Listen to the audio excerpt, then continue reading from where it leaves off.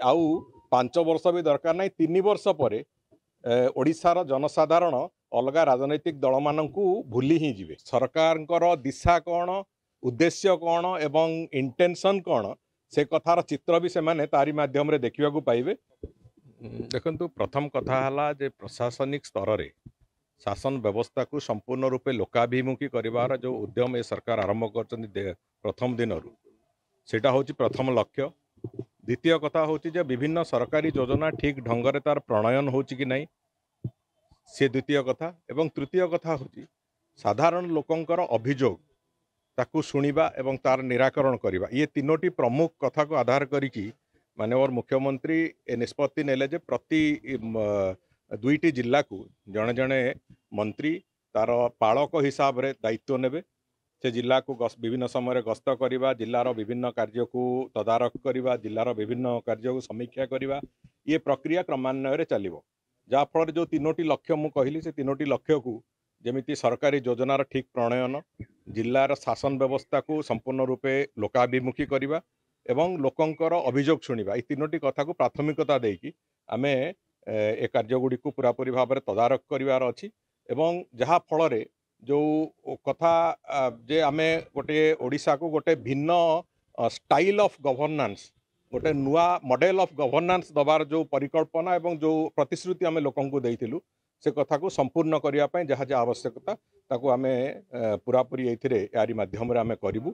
एवं जो भाई माने गतकाली परदिन सब बड़ बड़ कथा कहते विरोधी दल जो बंधु माने तांको भी मु कहबाकू चाहे से माने सरकार दिशा कौन उद्देश्य कौन एवं इंटेंशन कौन से कथार चित्र भी से तारी माध्यम रे देखा पाइबे।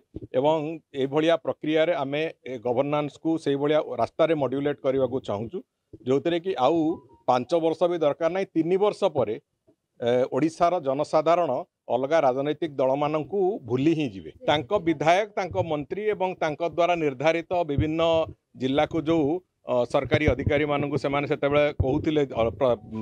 कहते निर्देश देते जीवाई परामर्श देते जीवाई से केते जाऊले कौन करते से कथा समय देखी से कथा ओडिशार लोक जनसाधारण देखी। मुझे कहवाक चाहे जे जो model of governance eighty BJP सरकार करने को जाउचंती से मॉडल ऑफ गवर्नेंस को थरे चलने को दिंतु, अपेक्षा करते धैर्य धरतु विरोधी दल मैंने एवं देखिए 3 वर्ष भितर ओडिशा प्रदेश रे तांको ना निशान भी मिटिज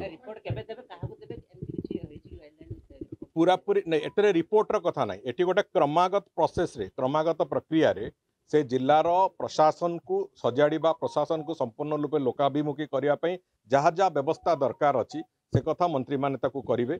एवं सेठी साधारण लोकंकर सुविधा असुविधा अभियोग जहाँ थाए जहाँ शुणा केवल कलेक्टर ग्रीवांस छड़ा द्वितीय रास्ता न थाए ना भुवनेश्वर आसिले माननीय मुख्यमंत्री ग्रीवांस को से आसती से व्यवस्था हम ना। प्रति जिले में तांकर अभियोग शुणाणीर जो प्रक्रिया जार जहाँ अभियोग थी से मंत्री मानक सीधा सड़क भेटी पारे कथा हो पारे सब कथा। एवं सबुठु गुरुत्वपूर्ण कथा हो जो विभिन्न योजना गुड़िक आम करुचु से योजनार प्रणयन केते होउची से जिल्ला रे, योजना लोकंक पाखरे केते पहुँचुची से जिल्ला रे, से बाबद रे भी संपूर्ण रूपे आमे तार तदारख करिवु एवं तार प्रक्रिया जहाँ हम मुख्यमंत्री तो निश्चित भाव में तार रिपोर्ट नेबे। किंतु समस्ते मंत्री माने जो माने ए दायित्व दिया जाइछि समस्ते तांकर निज निज ढंग रे निज निज शैली रे ए प्रक्रिया को आगु केमती निया जिवो से बाबद रे तांकर योजना प्रस्तुत सेमिति निर्दिष्ट किसी ना। किंतु गोटे रेगुलर इंटरवाल रे समस्ते निज निज जो पालक जिला को जीवे एवं पालक बा प्रभारी हेले से जिला सहित केमिति कार्य करने को से कथा भारतीय जनता पार्टी कार्यकर्ता